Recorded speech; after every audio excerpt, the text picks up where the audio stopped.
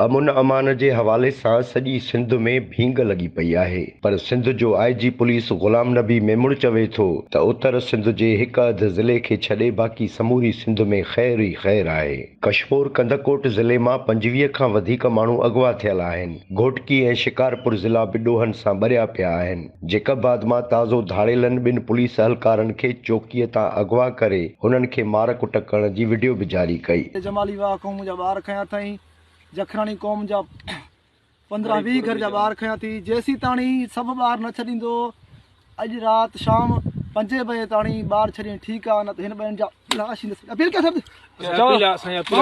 शफकत Khan SP साहब शफकत खान मेहरबानी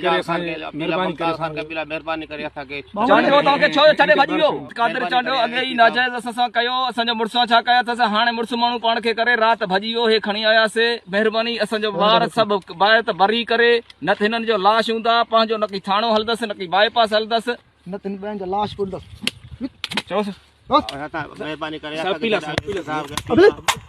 मुमताज़ खान खे असांजे लाश छॾाए वञे, असांखे मेहरबानी करे असांखे मुमताज़ खान इजाज़ खान खे। जेकबाद मां अगवा कयल ॿिनि एहलकारनि खे पुलिस धाड़ेलनि वटि मिंथ मेड़ करे ऐं हुननि जूं हिरासत में वरितल औरतूं छॾे मस वञी आज़ाद करायो। IG सिंध लाड़काणे में ॻाल्हाईंदे मीडिया खे वॾियूं मयारूं ॾिनियूं ऐं चयो त धाड़ेलनि जा बयान हलाइण बंदि कयो। क्लैरिफिकेशन क्या होती है?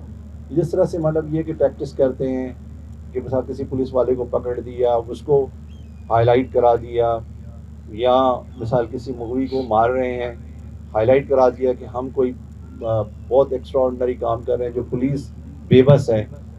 मेरी आपसे गुजारिश है कि ग्लोरिफिकेशन जो क्रिमिनल्स कराते हैं पुलिस को डिमोरलाइज करने के लिए, आम पब्लिक में उसको नीचा दिखाने के लिए, आपसे अपील है, आप इस सोसाइटी का हिस्सा हैं। मैं ये नहीं कहता कि आप खबर को किल करें, लेकिन जब आप ये कहेंगे कि भाई पुलिस और ये डाकों का मुकाबला है, तो मैं आज आपको करेक्ट कर दूं कि ये पुलिस टेररिस्ट का, पुलिस डाकों का मुकाबला, क्रिमिनल का मुकाबला नहीं है। ये सोसाइटी और क्रिमिनल और टेररिस्ट का मुकाबला है। अगर सोसाइटी इसको इस तरह से नहीं लेगी तो नेचुरली आप पुलिस को सिर्फ खड़ा कर देंगे, तो पुलिस अकेली नेचुरली इसमें जब आवाम की सपोर्ट नहीं होगी कामयाब नहीं हो सकते। पुलिस को सबसे पहले जिम्मेदार होना पड़ेगा।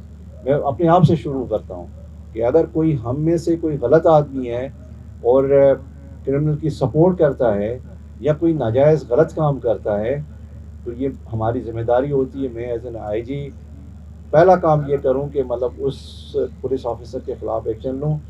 अगर वो डिपार्टमेंट एक्शन है तो डिपार्टमेंट एक्शन, अगर क्रिमिनल एक्शन है तो उनके खिलाफ क्रिमिनल एक्शन होगा। लेकिन हमें इस चीज़ की ज़रूरत है कि हम मतलब मिल के काम करें, और ये एक एरिया है जिसमें ना सिर्फ आम पब्लिक का बंदा सफ़र करता है, इसमें साफ़ी एज एन सिटीज़न भी सफ़र करता है।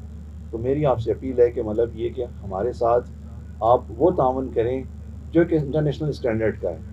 मैं आपको इंटरनेशनल स्टैंडर्ड की तावन की बात कर रहा हूँ। मैं कभी नहीं कहूँगा, जिन दोस्तों ने मेरे साथ as an SP as an DIG काम किया उनको पता है, मैंने कभी भी किसी को नहीं कहा कि ये खबर किल कर दे। ये आपकी जिम्मेदारी आप करें।